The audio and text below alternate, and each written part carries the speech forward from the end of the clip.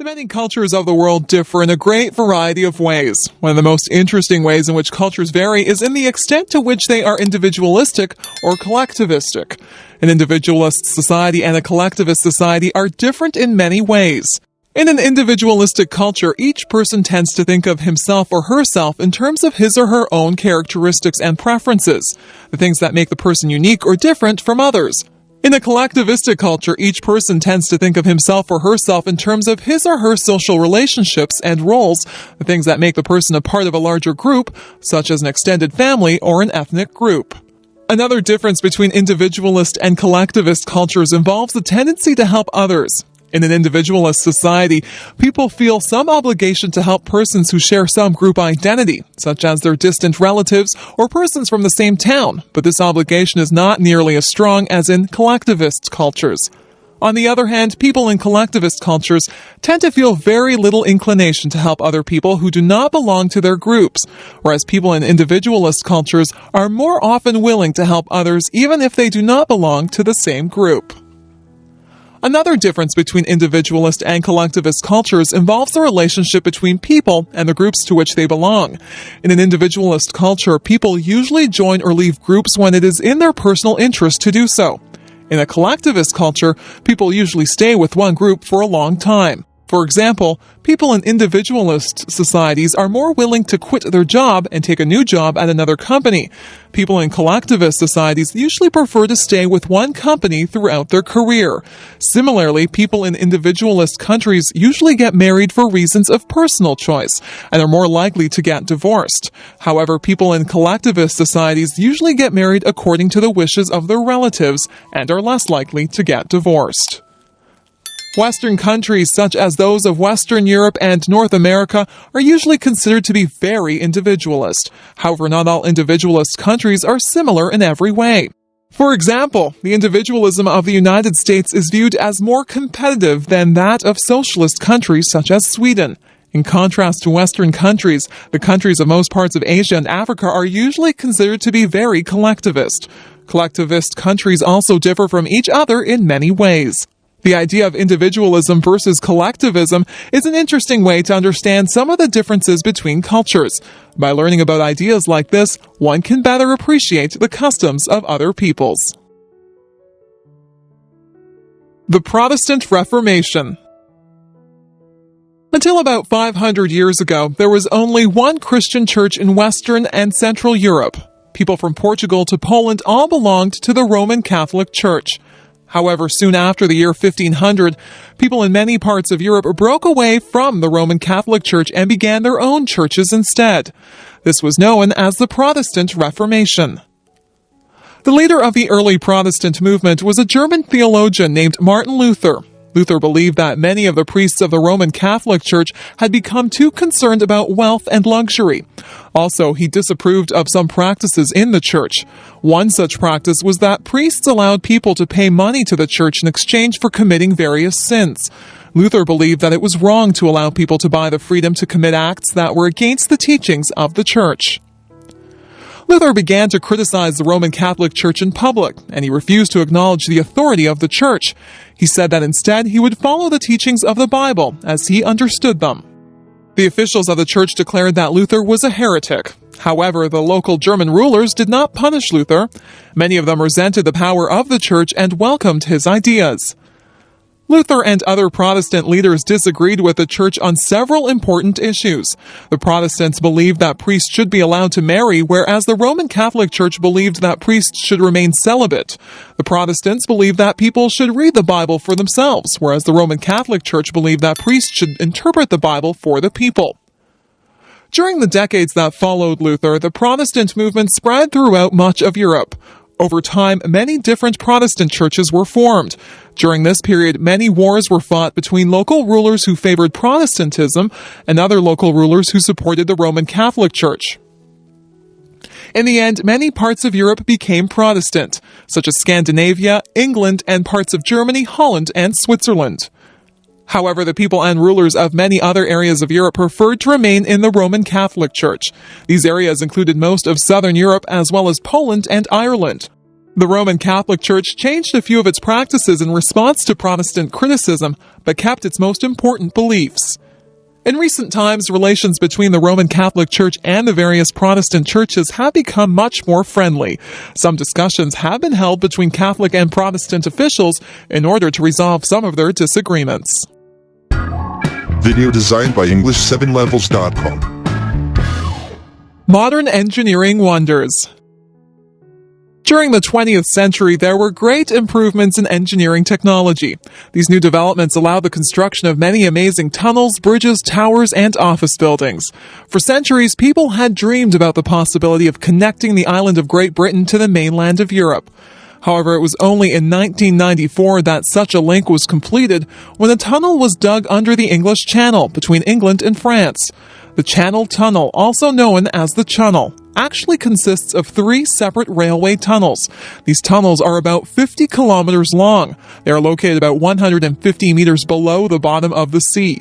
Obviously, this was an extremely challenging project to undertake. As a result of the tunnel, it is now possible to travel between London and Paris by train, and the trip takes only 3 hours, of which only 20 minutes are spent inside the tunnel.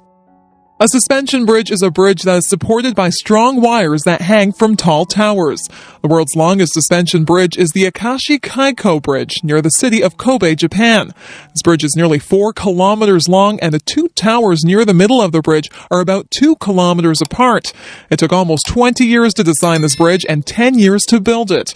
This bridge was designed to withstand extremely strong winds because Japan often experiences windstorms called typhoons. The bridge was also designed to withstand powerful earthquakes, which sometimes hit Japan.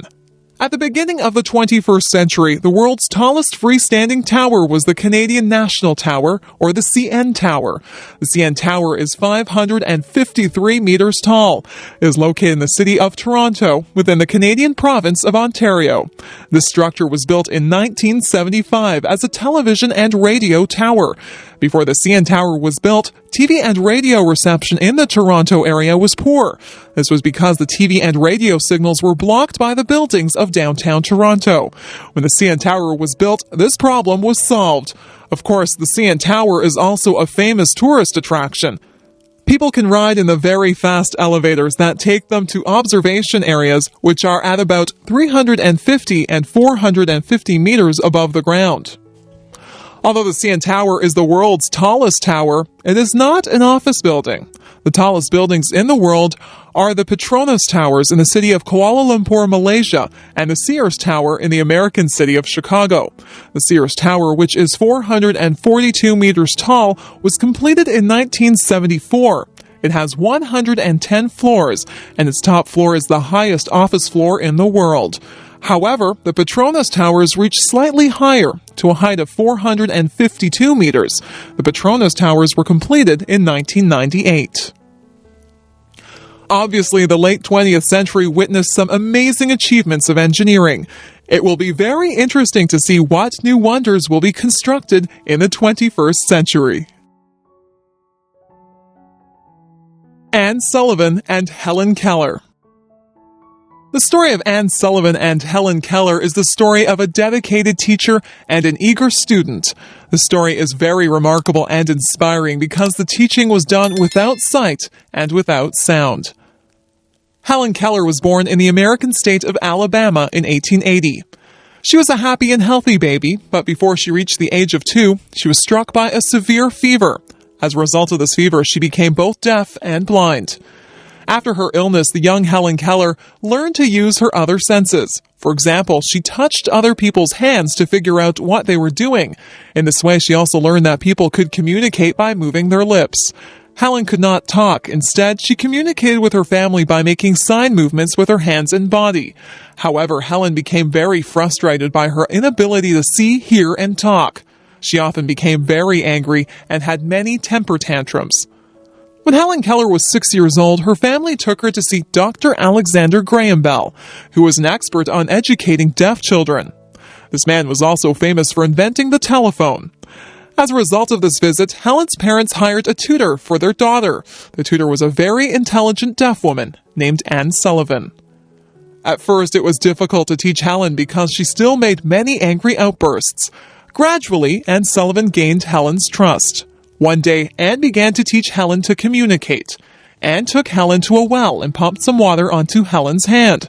Then Anne used her finger to write the letters W-A-T-E-R onto Helen's hand. By repeating this, Anne was able to teach Helen how to write the word water. As soon as Helen learned that things could be named in this way, she wanted to learn the names of many other objects and actions. She was curious about many things and learned a great number of words. She also learned to read by using the Braille alphabet. This alphabet allows the reader to feel letters and words which are represented by bumps on the page. Also, Helen learned to talk by feeling and then copying the movements of people's mouths. When Helen Keller was 16 years old, Anne Sullivan went with her to college. Anne acted as Helen's interpreter, and Helen was very successful in her studies. After her graduation, Helen dedicated her life to improving conditions for the blind, the deaf, and the poor. Anne Sullivan died in 1936 and was remembered as the miracle worker for a triumph in educating Helen Keller. After Anne's death, Helen continued to give lectures in countries around the world and was active in many political causes. She met with presidents and prime ministers and helped to improve conditions for people who were deaf or blind. At the time of her death in 1968, Helen Keller was one of the most admired people in the world. The automobile, or car. In many ways, the automobile has been one of the most important inventions of the modern age. People have been able to travel much more freely and across much greater distances than was possible in the past. The automobile, which most people refer to as the car, has also had some harmful consequences, such as pollution and accidents. However, it is clear that life has changed profoundly as a result of the car. Modern cars are very complicated, but the basic idea of how a car works can be described briefly. When the keys are turned in the ignition of the car, this creates a spark that ignites some gasoline vapor inside a cylinder. Then, the rapid expansion of this vapor pushes against a part called a piston. The movement of the piston then causes a turning motion in a shaft that is connected to the wheels. The wheels turn and the car moves.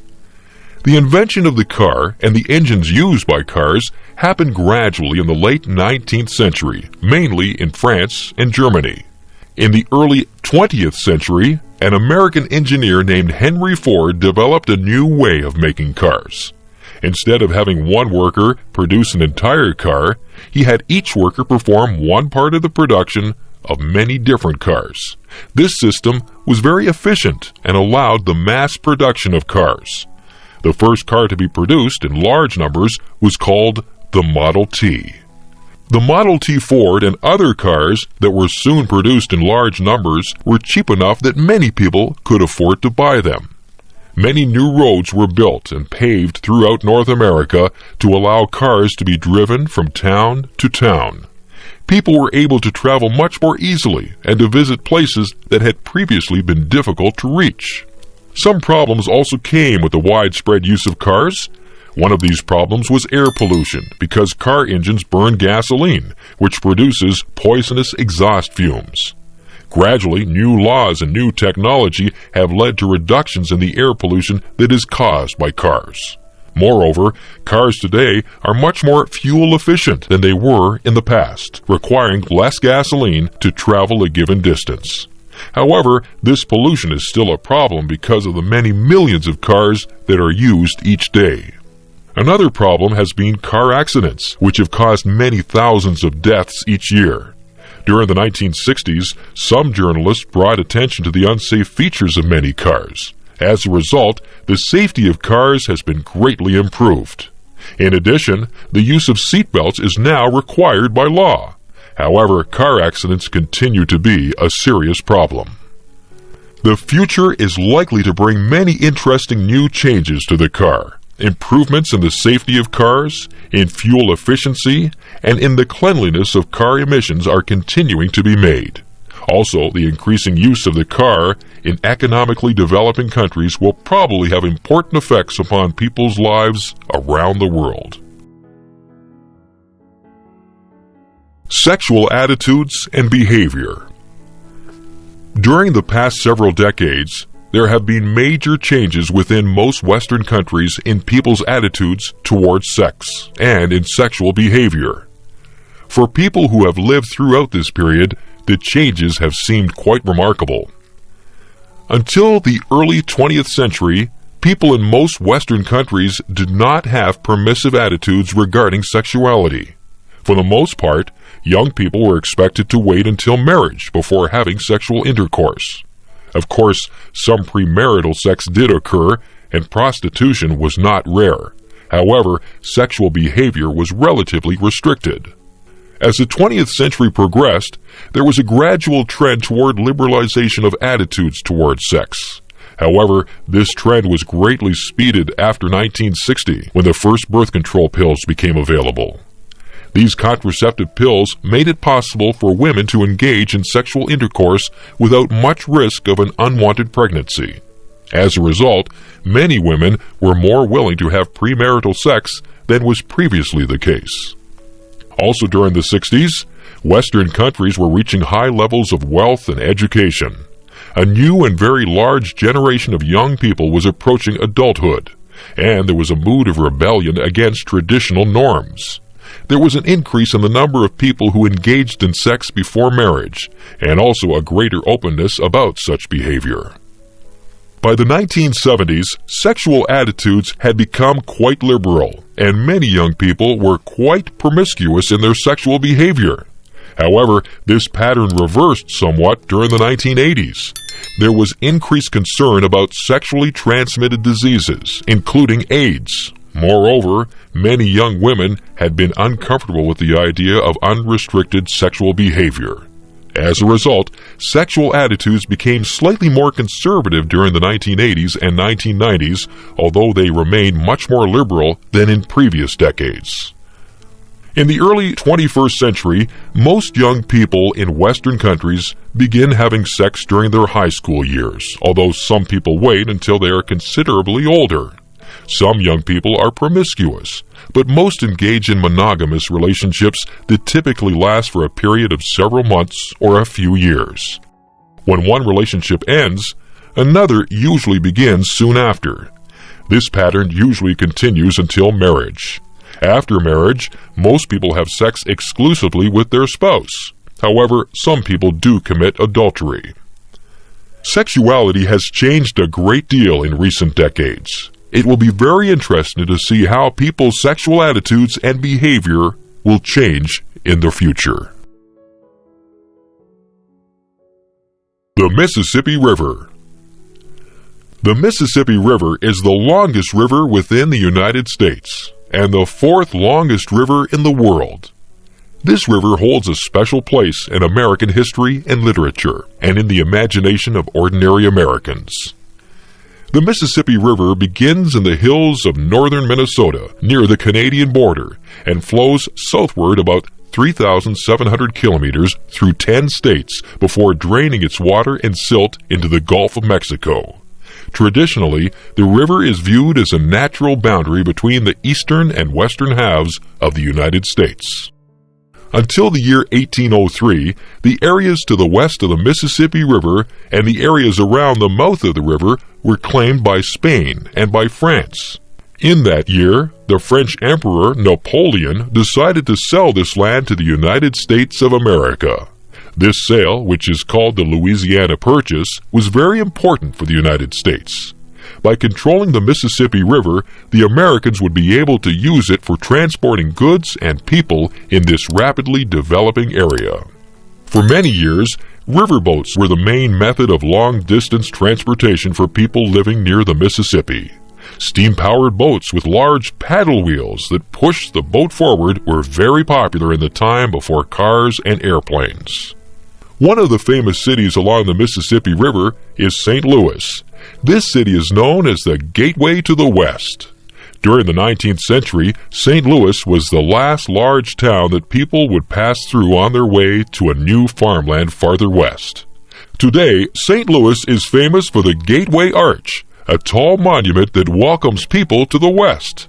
St. Louis is also known as the city where the music known as the blues began. Near the mouth of the Mississippi River is another famous city, New Orleans. In terms of the styles of buildings, New Orleans is said to be the most unusual American city because it is influenced so strongly by Spanish and French traditions. Even today, the traditional festival of Mardi Gras is celebrated in New Orleans each year. New Orleans and the surrounding areas of the state of Louisiana are famous for spicy Cajun food. This style of cooking was developed by the French-speaking settlers of Louisiana. The Mississippi River is famous in many stories of American literature. For example, The Adventures of Tom Sawyer and Huckleberry Finn, which were written by the author Mark Twain, are both set along the Mississippi River. Today, the federal and state governments of the United States are working to preserve the natural environment along the Mississippi River. People recognize the importance of keeping this river healthy and clean.